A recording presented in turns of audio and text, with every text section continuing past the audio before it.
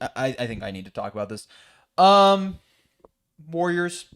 Yeah. One of my losers. They're one of your losers too, because they've been losers. Because they've been losers this whole offseason. I mean, look, pick a lane. I mean, pick a damn lane. Are you all in on this Stephen Curry Jimmy Butler duo? Right? Like you're like, that was the whole thing. You pissed Kuminga off. You were like, we're not going to bring you back. We're not going to re-sign you. We're going to prioritize these guys. Moody and Pods and all these guys have been in trade talks forever and ever and ever. So trade for LeBron. Trade for somebody. Do something, right? But what they're doing is they're just pissing off their young players and then not trading them and then going like, we're committed to the Steph and Jimmy Butler era, but then they're not committing to guys who are on that timeline. And it's just this perpetual cycle of like, we don't know what we want to do. We want to be competitive, but we don't want to fail, and we want to make the most of Steph Curry's career, but we're not actually sure how long Steph Curry's prime is going to last because he's 37 years old. And even though we have all the faith in the world in Steph Curry, we're just going to continue to like spin our wheels in the sand and go, oh, we want to trade for guys that are competitive, but we're going to try to keep Kuminga, but we actually don't want Kuminga, but we can't get anything for Kuminga, so we're going to sign and trade Kuminga, but nobody wants Kuminga, and now the Nets trade Cam Johnson, so now we don't know what we want to do.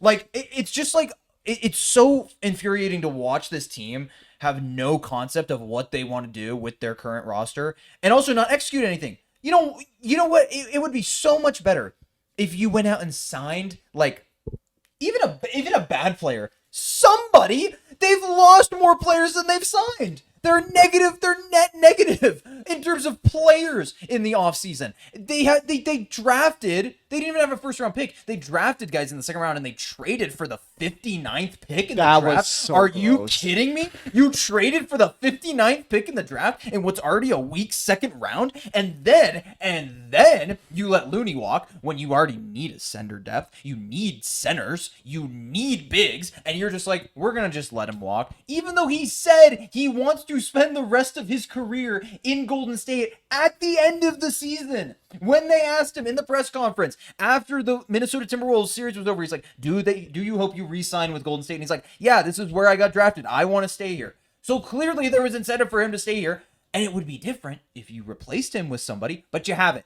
All of the decent centers are pretty much off the market now. What are you gonna do? Is Gui Santos gonna be our only center? I like, or not even Gui Santos, Quinton Post. I like both those guys, right? Gui Santos is not a big. He is like somewhere between a 3 and a 4. I'd say 3, yeah. Quinton Post. I like Quinton Post. He is not the center you need in the starting lineup next to Steph Curry and Jimmy Butler. You need a guy who is more physical, who can play defense, who can rebound. Quinton Post is not that guy. He's a stretch 5. I love what he brings to the table off the bench. But you needed a guy like Mark Williams. That's who they needed. I see what the Phoenix Suns traded for Mark Williams. The Warriors could have done that. The Warriors could have easily done that. What are we asleep at the wheel? I mean, what is going on? Like, and it's just like, that's my biggest thing. You talk about direction. I 100% agree with you. Pick a goddamn lane. Either you are committed to re-signing Kuminga and building this young core, and you just let Steph ride out his glory days, and hopefully those guys develop, and you end up being competitive. But Steph Curry's gonna retire a Warrior. Jimmy Butler is gonna do whatever. You either like keep him or you trade him or whatever happens. And that's just where you go from here. Or you commit to this core that you have: Jimmy, Steph, and Draymond, and then you put guys around them. You put shooters around them. You get Luke Kennard. You get guys like that. You get Cam Johnson in a sign and trade for Kuminga. You go get guys that you can put around them. Mark Williams. I don't have a ton else to say. It really just is infuriating to watch a team that won't even pick a lane. Either lane I'd be happy with, but you won't pick one.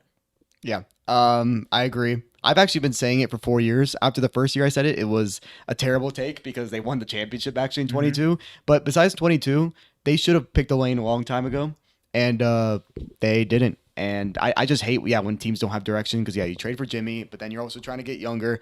One thing I actually am realizing about my list right now is just how important center play is, because all of my winners have a really good center rotation. Mm-hmm. And all the losers don't. All the losers have a bad center rotation. Corby, who was the last team to like win the finals without good center play? Like, you really think about it. Like, obviously the Warriors had like questionable center play, if you want to say that, but they were running Draymond at center. Yeah. And then Looney was incredible in those finals. Yeah, that rebounding. is 2 good centers right there. 2021, Brook Bucks. Lopez was playing good. Yep. And Giannis. I mean, Even Portis was 2023, Jokic. 2024, you had Al Horford playing good, and you had Porzingis playing good, even though Porzingis was limited. 2020 was 2025, Anthony Davis. 2020 was Anthony Davis. 2025, obviously, Chet Holmgren and Isaiah Hardenstein. 2019, Marc Gasol and Serge Ibaka. Yep. 2018, that might be the last team where you can go like they didn't have really good center play, And they they're a won the super finals. team. And they're the goddamn 2018 Warriors. So 2018, 2017, 2016, maybe then you could go back and go like, Yeah, that's- I don't know if that team's a super team, but they didn't have like this elite center play. That's like, probably the last Tristan team. Thompson was fine. He was serviceable. Kevin Love was a really good big, but he wasn't like a center No. by any means. And then you go 2015, Andrew Bogut. 2014, Tim Duncan. 2013, Chris Bosh. 2012, Chris Bosh. 2011, Tyson Chandler. I'd even say Dirk's kind of in there. Dirk's kind of in there. 2010, Andrew Bynum, Pau Gasol. 2009, Andrew Bynum, Pau Gasol. Like, you just keep going back. 2008, Kevin Garnett.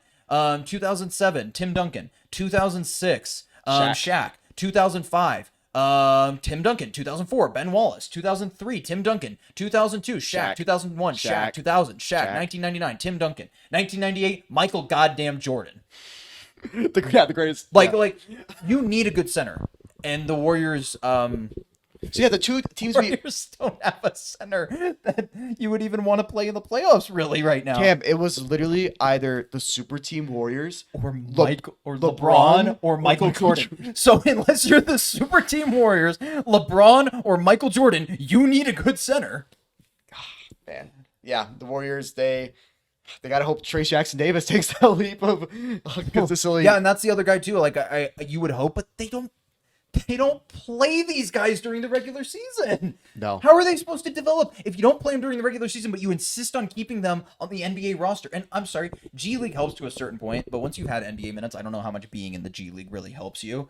I think you need to get minutes in the NBA. Once you've made that jump and you're like able to be highly competitive in the G League, you need that NBA competition. And they won't play these guys because they want to be competitive. But Yeah, you the need G to. League's good for like your rookie season. Yeah, I really like Trace Jackson Davis in the playoffs. I don't have confidence that they'll play him. That's the problem. Yeah. I know they'll play Quentin Post because they played him during the regular season, and I like Quentin Post. Trace Jackson Davis gives you that other facet of a center that you need. I would actually like to see him start, and then Quentin Post come off the bench.